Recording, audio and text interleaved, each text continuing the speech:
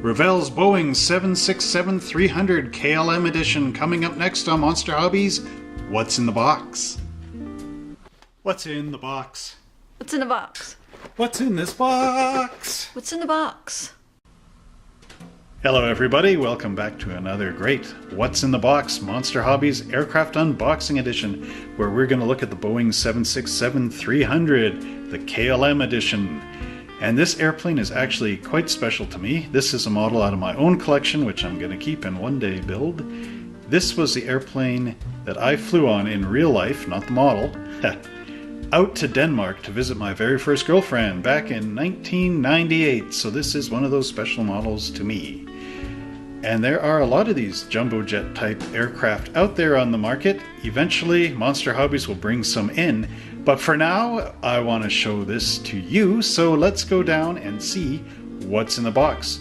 But always remember to like, subscribe, and share this page, this YouTube channel with all your friends and family if you like these videos. And now, onto the table. And once again, we take to the friendly skies in our KLM Boeing 767-300 by Revell. Now this kit is, again, like I said, one of my personal collection classics. I got this actually in Denmark back in the day, and as you can see there's some great pictures of the real plane as well as a call out sheet right on the box so you can get your paints as you're going through your checkout. This is in 144th scale, and as you can see here it cost me 179 Danish kroner, and I got it at Tivoli. And yes, it's quite good back in the day. And over in here it's got the write-up. There's the English there, talking about the 767. And now, without further ado, this is skill level 3 from Revell. They have skills 1 to 5. This is a Revell of Germany kit. And without further ado, let us go and open up the box and see the parts inside.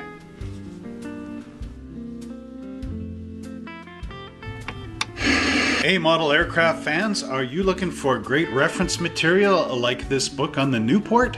Well, check out all our book selection at www.monster-hobbies.ca.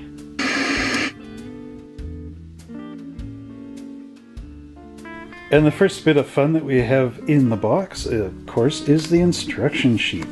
The Boeing 767-300 by KLM, printed in Germany from Revell back in 1995. A golden oldie. And then down here, of course, we have the paint callouts as well as the symbols to help us build this great model. Have you ever been in one of these KLM jets? If so, let us know when and where you went. Okay, so again, I've marked these. Now this is for your wheels down version of the jet. And of course over here we have the wheels up version. I can't remember what I was going to do. I think I was going to have the wheels up. But I marked the colors just in case. So of course it shows gluing the sides together on the wheel housing. This is for the nose. No, these are for the wings. Anyway, we'll find out. And there's the strut going up there that you glue in. And of course, if you want the wheels up, you don't glue that strut in there. And you cut off these little blocks. Yes, because when the wheels are down, those are the flaps that are open right there. And then it shows here the tail rudder, the little skid on the tail rudder. And then there's your front. Okay, so those were for the front, not the wings. And it says to add in 15 grams right there for weight in the nose to keep this thing level. And of course you've got your little windshields there. And there's the doors for the wheels being down on the nose. And if they're not down, that's where you glue those in, which were, of course, the pieces you cut out over there. Now we flip the page and you can see your upper and lower wing halves, which plug into the side of the jumbo jet body. And then this is for your wheels down on the wings. It's got the little doors that you glue sticking up. and then you glue all your wheels into there. And then if you want them up, you just break off the little tab ends and glue the pieces in to the bottom of the wing, which is quite an interesting folding mechanism on the real plane. How many little doors and how the wheels come out of there. Then here we have our jumbo jet engines going together, with of course the fins in the front and the little blades at the back. You get two of those in there, glue them up underneath, and then on this page is all the paint scheme and decal, decal, water slide, transfer placements for this jet, and as you can see there are a ton of them. And then of course you close it up and there's nothing on the back. Anyway, there's our instructions, and now let's go take a look at our decal sheet. And here is the decal sheet. This was a special type of decal that was made back in the day, and it is actually flat. It's not got a glossy sheen on it. But this allows for a more realistic look on the plane, and then you can always clear coat over the top to lock everything down and make it nice. You can see here there's a bunch of escape doors. They all say exit. And the KLM Worldwide logo, and of course KLM with the crown on it. Royal Dutch Airlines, and many little teeny tiny things on there that you're going to have to carefully take off this water slide transfer sheet and slip onto your aircraft.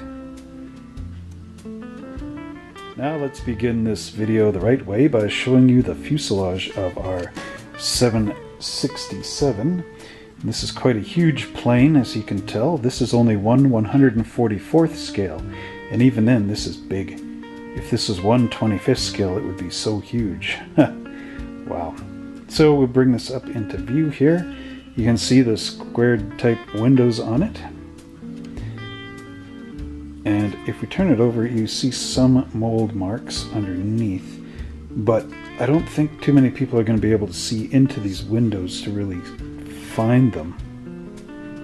You know, when you've got the other half of the fuselage here. And you put the plane together this way. Can you see mold marks through there? No. So I wouldn't worry about trying to scrape those out unless they interfere with something in the plane. But as you can see, the fit and finish is quite nice on it. All these will click into the little ports. Now you do get some sink marks right in there, which you might be able to fill with just some putty very nicely. The panel lines here are pretty crisp considering. They are a bit soft, not too deep, but probably in accurate scale. And luckily for us, the only window we need to worry about is the front windshield of this plane. There are no clear glass pieces for the sides, which means you don't have to try to mask all those little teeny tiny windows in there, but you will have to glue in the front windshield after the body is painted, which should not be a big deal.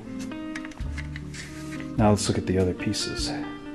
Now here's our white sprue, and as you can see we have all our wheels here and the landing gear, which leads me to suspect I was going to build this with the wheels up, but maybe I should build it wheels down for display purposes. And there it is, all those little flaps and panels. This of course is the front wheel housing here, and then these are for the rear wheels. So now let's look at the wings and the jet motors.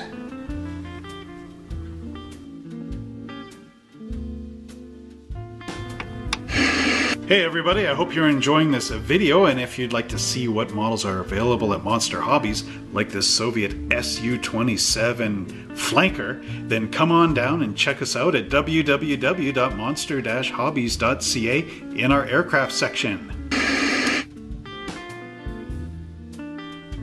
Now I did start this model in Denmark while I was over there to occupy time while my girlfriend was at school.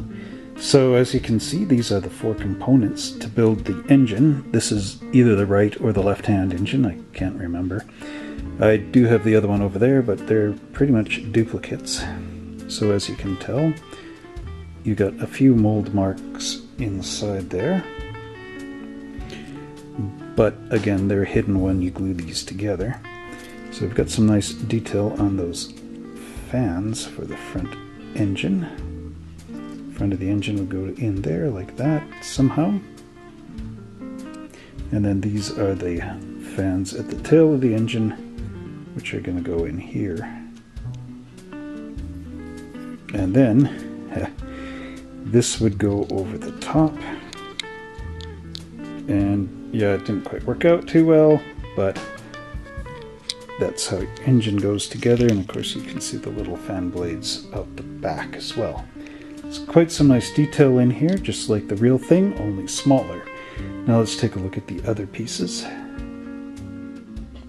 Now we have the two halves that form the wing, the upper and the lower. And there's your housing for your wheel to go in the down position. And it does have the Revell logo stamped on the inside of the wing right there, as you can see.